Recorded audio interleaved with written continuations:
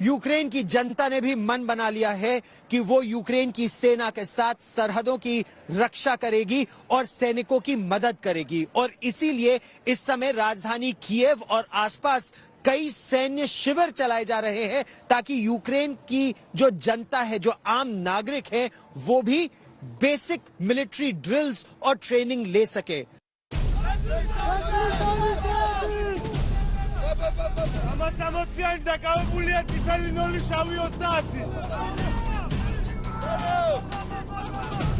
रूस के हमले की आशंका के बीच यूक्रेन के लाखों लोग अपनी भूमिका बदलने के लिए तैयार हो रहे हैं।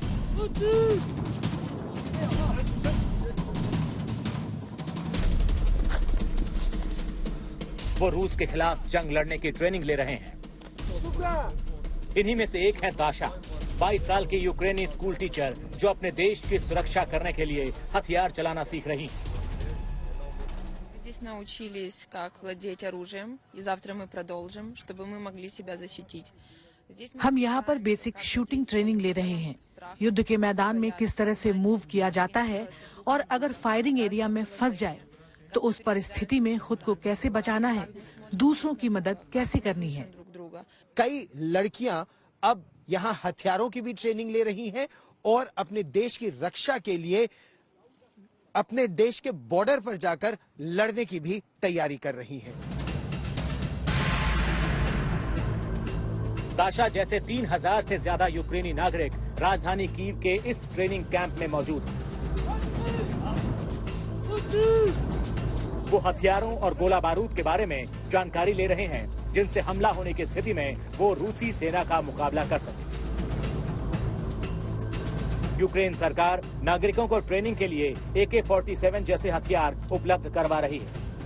हमारे साथ यहाँ पर साई है। साई तमिलनाडु के रहने वाले हैं, यानी भारत के रहने वाले हैं और उनके हाथ में यहाँ हथियार है। साई, आप यूक्रेन कब आए और यहाँ क्या पढ़ रहे थे? I came here 4 years ago and I studying aerospace.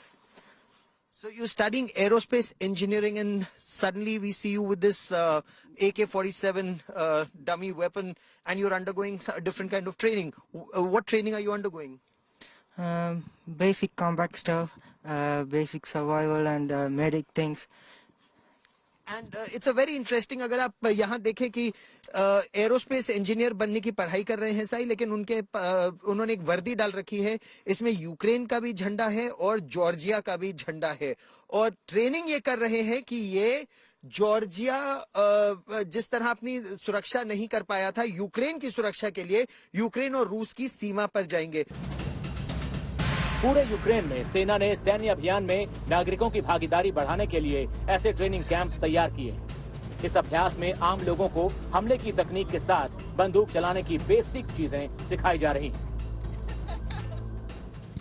यहाँ आप इस तरह देख सकते हैं कि अलग अलग देशों के नागरिक हैं जो ट्रेनिंग ले रहे हैं। टैक्टिकल ट्रेनिंग है इस समय इन लोगों की। यहाँ पर युद्ध जैसी स्थिति में कैसे पेड़ों के पीछे से छिपकर आप ऑपरेशन कर सकते हैं या कैसे जान बचाई जा सकती है, कॉम्बैट मेडिसिन या कैजुअलिटी इवैक्यूएशन, इन सब की ट्रेनिंग यहाँ पर इस समय चल रही है।